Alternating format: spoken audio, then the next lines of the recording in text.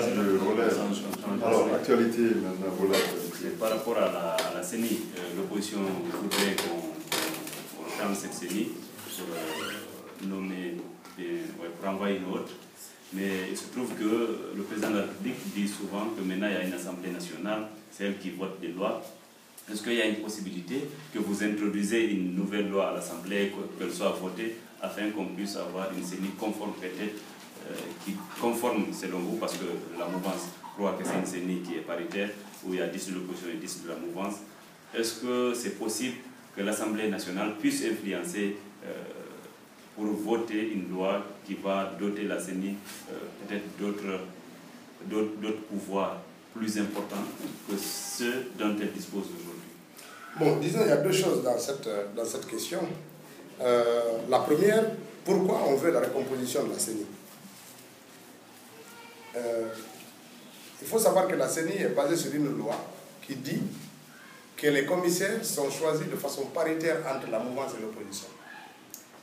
Alors, pour déterminer la mouvance et l'opposition, la loi dit que c'est à partir de l'opposition à l'Assemblée nationale qu'on fait des déclarations pour dire voilà ceux qui sont dans l'opposition, voilà ceux qui sont dans la mouvance. Or, cette CENI a été installée à une période où il n'y avait pas l'Assemblée nationale.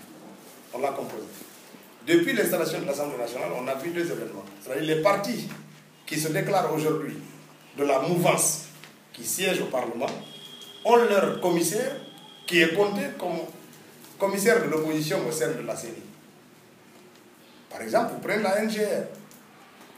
Le commissaire de la NGR siège dans le groupe de l'opposition à la CENI, alors même que la NGR siège à la mouvance au Parlement. Pour vous couper la parole. Vous prenez le cas de l'UFR. L'UFR siège à l'opposition, alors qu'à la CENI, son représentant siège à la mouvance. Ces dysfonctionnements-là doivent être corrigés pour rester dans la légalité.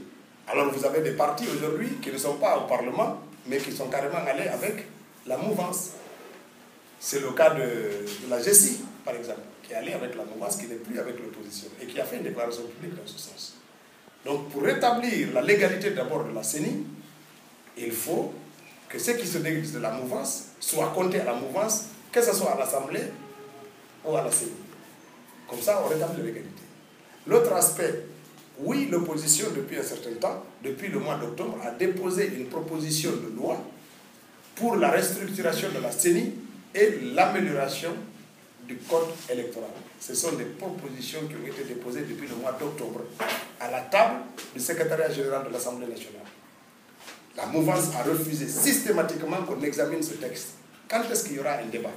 Parce que si on nous dit que le débat doit avoir lieu au Parlement, il faut savoir que même pour mettre au programme une loi, une proposition, c'est là qu'on procède par le vote au bureau de l'Assemblée. Or, dans le bureau, sur les 17 membres, il n'y a que 4 de l'opposition. Donc, quand le texte de l'opposition arrive, ils disent, bon, on rejette. Ils ne veulent pas qu'on discute de ça à l'Assemblée. On ne peut pas discuter de ça avec l'exécutif qui nous renvoie à l'Assemblée. Qu'est-ce qu'il nous reste à faire? C'est la rue. Il faut que les Guinéens comprennent ça. L'opposition a fait ce qu'il faut, déposer une proposition de modification de la CENI.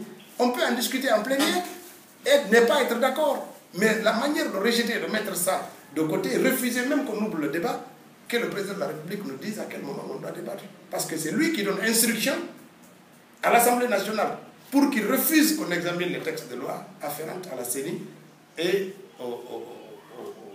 au code électoral.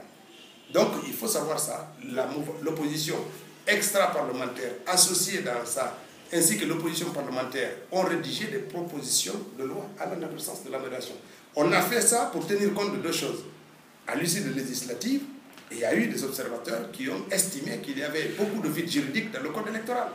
L'absence notamment du juge électoral, ça a été dénoncé, puisque quand il y a un problème, on ne sait pas vers qui. On a écouté la Cour suprême elle-même dire qu'elle est incompétente, qu'il fallait une autre juridiction, etc., etc.